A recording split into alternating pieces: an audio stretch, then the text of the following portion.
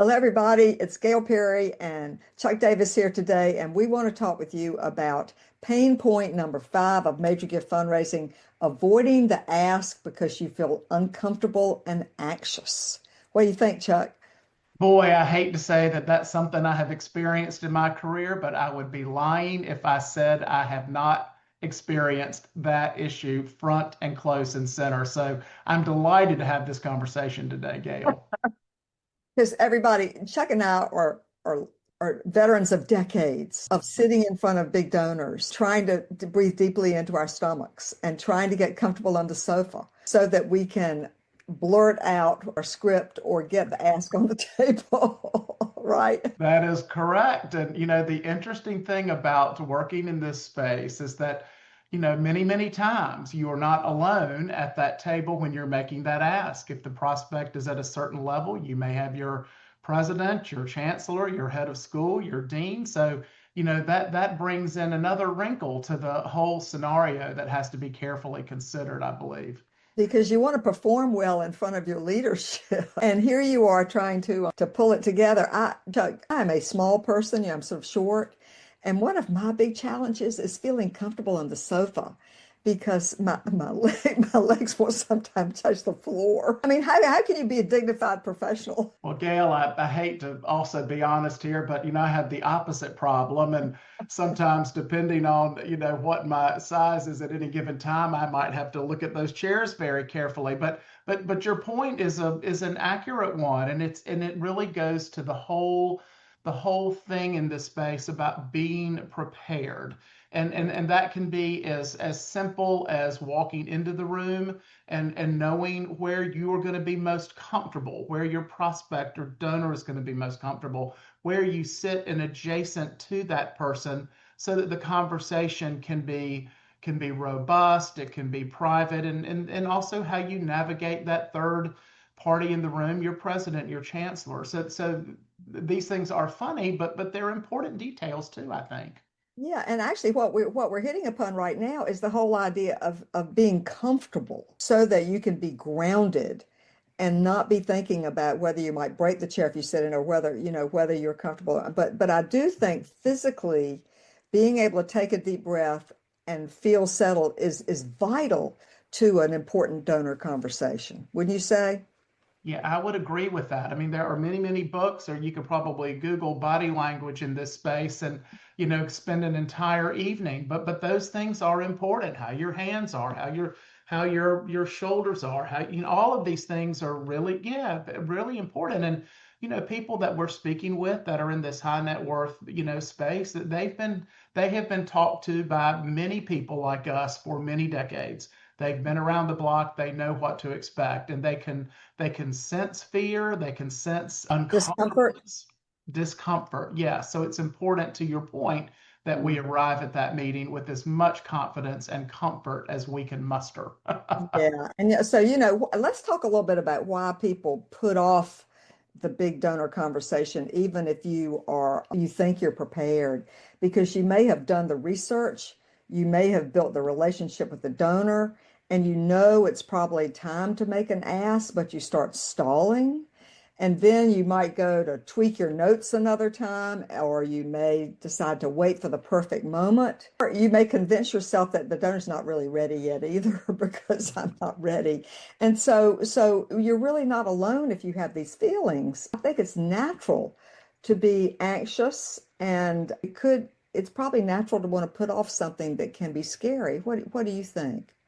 Yeah, I think that's human nature. And this work at the heart of it is human to human, heart to heart, hand to hand. And so it's very, very natural, I think, for those feelings to come into the equation. I do think something you hit on, Gail, is important to pull out a bit. And that is, really putting that mirror in front of yourself when you're having those moments of anxiety, when you're pushing that ask down the road, when you're avoiding picking up the phone and scheduling that appointment. There's usually a couple or three things that can drive that insecurity. One is, maybe the timing is, are you really confident Mhm. based on your conversation with the donor that now is the time for that ask? Mhm. Secondly, are you really confident that the ask amount is right? And how do you know that? And thirdly, are you 100% sure that the project or the program for which you are asking support is aligned with the donor's interest and values? And hopefully by the time you get to that table, you will have an understanding of their answer to those three questions based on your relationship with that donor. But if you don't, it can lead to some anxiety as well. That's right. And so when we talk about being prepared with your knowledge of your donor and where the donor is, and even though if you're prepared, the donor may be like a box of chocolates, you don't know what you're going to get, right? Yeah, that's right. Very well said. I don't like those strawberry cream filled ones, and I really don't want to pick that out of the box. But also, let's go back over those three things. Go over them again because I think they're very profound. Yeah, I think again, it's the first thing is the timing. I mean, is the timing right? Are we confident that this is the time to make that ask? And the only way, Gail, as you know this, and we coach this every week, the only way to know the answer to that is through a conversational approach and a permission-based approach with the donor.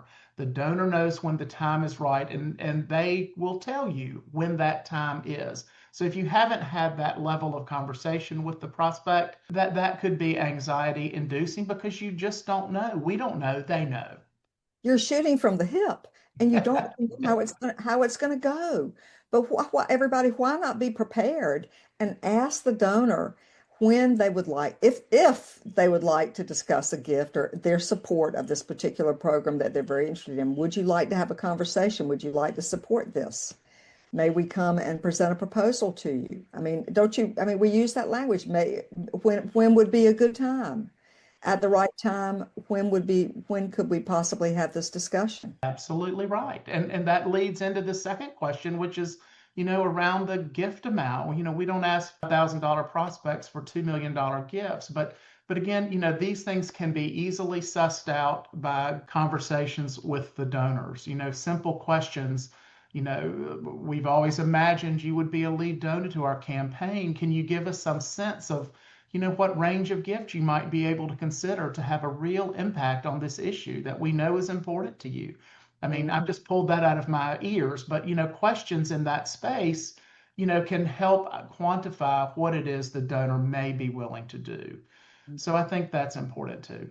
One time I was working with the Raleigh Rescue Mission and we had our prime prospect for naming the building. He finally came in on the tour. And so I was trying to chat him up, and have a discovery conversation to see where he would. And so we were talking about his father because his father had founded the rescue mission. And I took a deep breath and I said, we had always dreamed of seeing your daddy's name on this building. So it was a hypothetical. We had always dreamed. It wasn't pushy, and it was a bold thing for me to do. But I needed to qualify this guy. And I needed to let him know where he stood in our estimation of his ability. And you know what he said after I mentioned this, he said, "What a great idea." And we knew they had the means. And so that was a happy time when I was trying. Remember, Chuck is talking about these discovery and qualification questions. And we believe you have to have these qualification questions with your discussions with your donor over and over and over as you lead them along. Has their timing changed? Has their interest shifted? Is there a life event that's going to make them pull back or step forward, right? Yeah, absolutely. Well, it reminds me of a story as well that did not have such a happy ending for me in my career. And I'm fairly self-confident. I've had some great success and probably more importantly, a lot of great joy with the relationships with the people that I have worked with as donors for institutions I've served really around the world. It's just been such a gift. But on occasion, with some ultra high net worth individuals, your window to engage them may be this. They're not going to have a coffee every time and you're in New York. They're not going to invite you to their home for dinner. You may get 5 minutes in their office on Park Avenue, or in this case, a 1 hour lunch at the Four Seasons.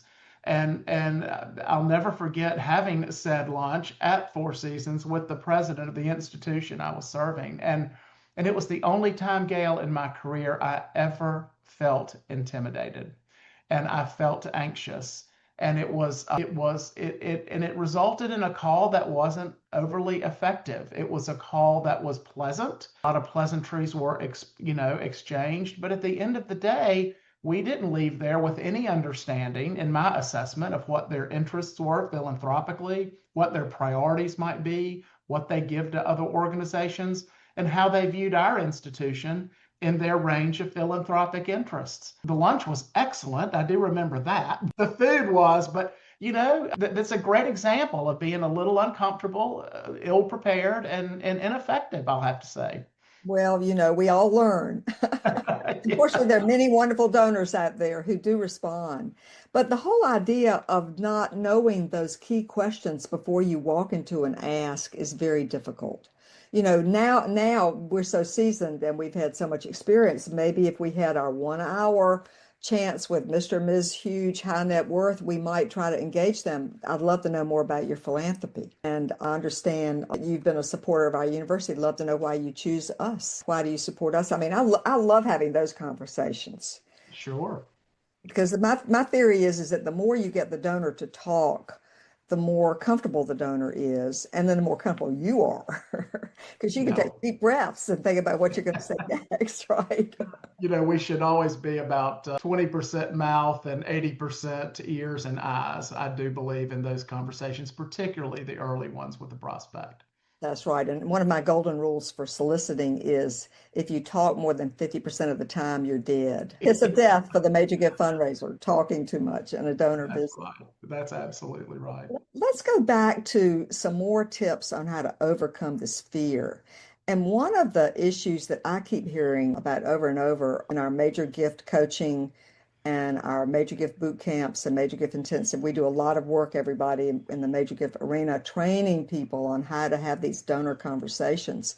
A lot of people say that after going through a program or going through any training program, they feel more confident. So let's talk about the role of confidence when you're when you're getting ready for an ask. What do you think? Oh yeah, I mean, I think it's absolutely critical. I will say this about that, Gail. I do think there is a fine line between overconfidence and humility. So I think internally we need to be confident, really, that we have an understanding of the answer to those three questions that are donor centric: the timing, the amount, and the project. And I think, understanding from the donor's perspective how they would answer, how they have answered those three questions, in and of itself instills some confidence in moving that conversation forward. But I do think we always need to approach this work with a bit of humility as well. But preparedness, I think, is what leads to confidence as much as anything. Mhm. And let's talk about preparedness because one of the things I really like to do and that I recommend is to do some scenario planning. Ah, What if the donor says this? What if the donor says no? No usually, hopefully, no means not now, or if the donor sidetracks the conversation to their European vacation. It happens all the time. sure. I do think the ability to pivot around those kinds of situations is important. Yeah, I agree. And I'm a visual learner. So in my little Gail Perry and Associates office in Eastern North Carolina, the first thing I put in my office is a big whiteboard. So I can stand on that whiteboard and write things out. And in that scenario, you could almost see a decision tree visualized. Donor Hmm. says this, I say this. I mean, it shouldn't be that prescriptive, but in the context of preparing for that conversation, as you well note, it's good to have a plan for how you'll pivot, how you might respond, depending on how that prospect or that donor reacts to that which you've shared. I think that doing some scenario planning and thinking through how the conversation may flow can really help you relax and be more confident. I Because would agree. because and the preparation is just thinking it through. And what about role plays? You mentioned role plays when we were chatting earlier. Yeah, I think they can be enormously helpful if you have the right partner to play with. Very, very helpful. They can be a little awkward. If I'm perfectly honest, there's always some awkwardness in that space. But if Yeah. you use the same partner over and over, that's well versed in what it is you're trying to achieve. I think it can be very helpful. Hmm. Hmm. Gail, the other thing I would add to that, and it's back to that institutional partner, that president, that chancellor, that dean, whomever it is, who are often or executive director. If when you have that third party in the conversation, it's really, really important to engage them in this same preparedness Yes, and make sure that you are both aligned on what the scenario plans would be, who's going to have how the conversation is going to begin, and how you will pivot together if that conversation moves in one way or the other, so that you're not at odds with what you're saying or how you're approaching that next step in the conversation. because both you and your solicitation partner have got to be willing to step back. If the donor says this is not a right time, it is a terrible strategy to press forward because you're trying to meet a goal. You need the money now. Then it becomes transactional, That's right? right. That's right. And if you step back a minute and think about our role in the profession, we are really just conduits. Our role is to be a conduit between people with resources and a vision to do something significant to change the world and the Mhm. organizations we serve. I mean, we are nothing but an intermediary between those two entities. And if you think about it in that regard, it can sometimes take away a little bit of that anxiety. That's And right. again, people that we're working with, they've been around the block. They know we think we're the first gift officer to ever be in their living room, but chances are there was somebody there last week. So The last hour. that's right. But there's one other point I want to bring out, and that is the whole idea to be able to read your donor's signals in the middle of the conversation. You mentioned body language earlier, and if the Yes. donor goes like this, the donor looks uncomfortable, or you can tell the donor is not at ease and they're distracted. That's when I punt. How about you? I would be Yeah, careful. you punt or I mean if depending on the relationship you have with them, it's not inappropriate to gently note that. I'm sensing you may be uncomfortable with what we're saying, or is there Mhm. anything that we've talked about that you want more clarity on, or those types of questions. And again, being really astute, reading that room carefully, and being able to pick up on those signals is important. Yeah. I have gotten dissed by a donor with just the flicker of an eyelid. And I could, fortunately I was watching it so that I knew I better back off right now. That is funny. When I tell you this, so I do have another quick story that ended in a Yeah. very, very successful actually call. But the other Uh-huh. thing we haven't really talked about, and this is waning a bit, Uh-huh. but in the height of the pandemic, it was not unusual to do some of these visits, some of these asks over Zoom. Hmm. And I'll never forget at the one of the institutions I served most recently, we closed a $5 million cash gift on Zoom. And Wow. and I won't go into all the details around that, but that there are some nuances that technology bring to the forefront when you're using that platform. I don't know that it happens that much anymore, but I think about that story, and I also remember being green with technology and opening the Zoom room a whole 2 minutes before the scheduled call and being Right. unable to get it to open. And my staff will recall it was probably the only time I screamed profanities in the hall to try to get some help in there to get the thing open. But again, the outcome there was very, very positive. But boy, it was not without a lot of Well, you stress. don't want to lose your $5 million Because you can't technology. open the Zoom room. I know. So Oh dear. everybody, just to wrap up, Chuck is one of our top consultants. He's working Mm. on campaigns around the country. We are doing this pain point series in August because we are promoting our brand new Major Gifts Officer Boot Camp.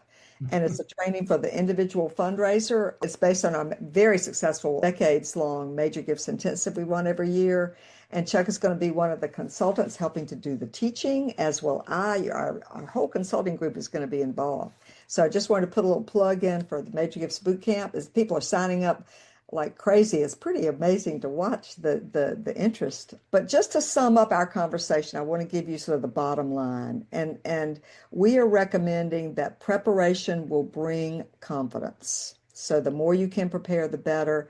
And if you can think through your scenarios and if you can have the answers to the three questions that donor the time that Chuck was talking about, the timing, the amount, and what was the other one? Timing, The amount, project or the program. the project or the program. Make sure you confirm these areas, or at least gently try to focus in on these areas with your donor before the conversation. And then your anxiety will fade. You can move into these conversations with confidence rather than fear. And so if you have been avoiding the ask, you can take a break and now you know how to respond. So just know that you're not the only one this has ever happened to, and you can get past it because we believe that major gift fundraising should not drain you. It should really energize you. Just like Chuck was saying, he's had so much joy working with donors. And when you're confident in your approach, asking becomes something you can even look forward to. So we think this is the moment to go bold, and we would love to help you get there. So just let us know if we can help you. Chuck, do you have any final words you want to say? I think that's well said. We are very excited about boot camp. I think it's going to be informative, helpful, and there'll be a good dose of fun as well. So we hope everybody will enjoy us. Right. Well, thank you so much, Chuck. I hope you're having a happy Friday. Thank you. You too, Gail. Cheers. Bye. Bye bye.